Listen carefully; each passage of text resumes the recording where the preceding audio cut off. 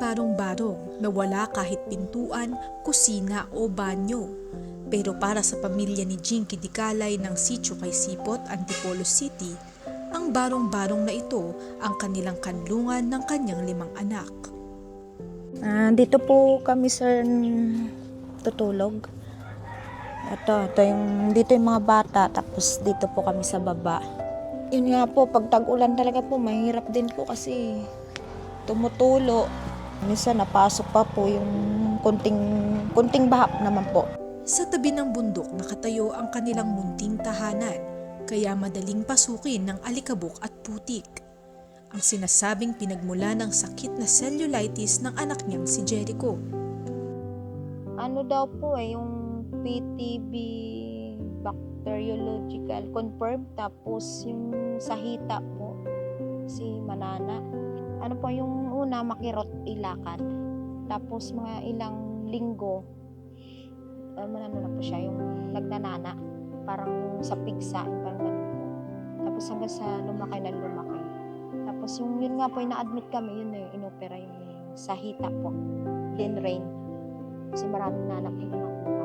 Bagamat salat sa pera, hindi nagdalawang isip si Jinky na ipatingin ang kalagayan ni Jericho na nauwi sa isang biglaang operasyon.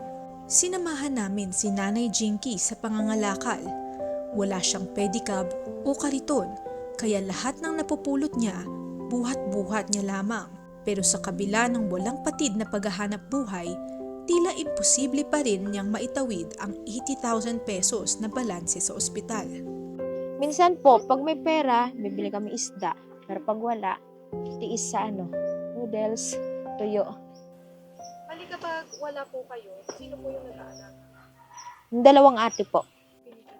Yung sa trabaho ko po dyan po sa swim po. 125 lang po isang biyahe namin po. Sa isang gabi nakakaano lang po kami, minsan dalawang biyahe, minsan po 3 lang. Ayon kay Nanay Jinky, 5 piso ang kapalit ng 1 kilong plastic. Kapag malinis naman ito, 10. Para sa mga boteng babasagin naman ay piso ang isa.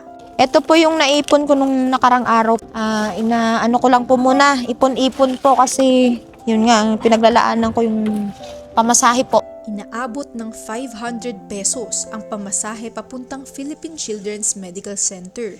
Kaya dumidiskarte na lamang si Nanay Jinky, lalo na kapag kasama niya ang kanyang mga pasyente.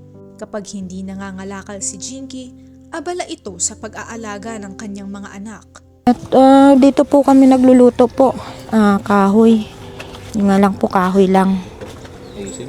Ito, gaya nito po, may sinaing pa nga eh. Yan, gatong. Dito po kasi wala naman kaming yung lutuan na gaya ng iba, super kalan. Wala silang kuryente dito at umaasa lamang sa nag-iisang solar light. Wala ring maayos na mapapagkunan ng tubig. Minsan tipid na lang kami.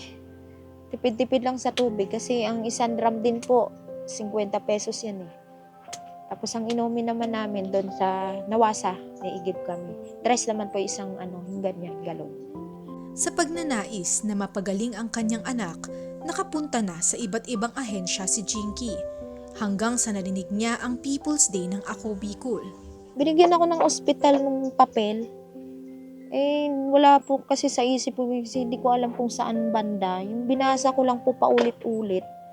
Sabi ko, Congress, every Monday lang. Sabi ko, doon kaya ako pumunta, baka hindi masayang yung pamasahe ko. At hindi nga nabigo si Jinky nang maibahagi niya ang kanyang kwento sa Ako Bicol sa Abante Radyo. Sinagot na ng Ako Bicol ang buong hospital bill ni Jericho, kasama na ang ekstrang gastos para sa CT scan at iba pang gamutan. Nakita naman natin yung narinig natin ng iyong storya at lumapit ka sa Ako Bicol Party List, no? Sasagutin na ng Ako Bicol Party List at Ako Bicol sa Abante Radyo yung iyong mga pang-laboratorio, pang-CT scan at saka hospital bill, no? Yung tulong ibibigay ng buong buo ng Ako Bicol Party List sa Abante Radyo sa'yo. Ayun nga po, tuwan-tuwa. Sabi ko, ay, salamat, masisiro balad sa tayo, tsaka may pondo na rin tayo ng pang CT scan. Bilang dagdag na tulong, Naghatid din ang Ako Bicol ng grocery items para kina Jinky. Thank you po ng marami po sa mga grocery plus. Ito pa po, hindi ko po ina-expect to. Para po kay Kong Saldi, maraming salamat po kasi zero balance na po ako. Tapos may sumobra pa po doon sa mga pang laboratory. Malaking bagay na po at yun nga po, masaya na po ako kasi wala na po utang. Maiwasang umiyak eh. Isang kahig, isang tuka kung ilarawan ang buhay ni Jinky. Pero sa kabila ng hirap na dinaranas, hindi nila iniisip ang pagsuko sa mga hamon ng buhay. Sa halip, ang kanilang lakas higit pang nadadagdagan dahil sa nakikitang malasakit at pagdamay ng kanilang kapwa.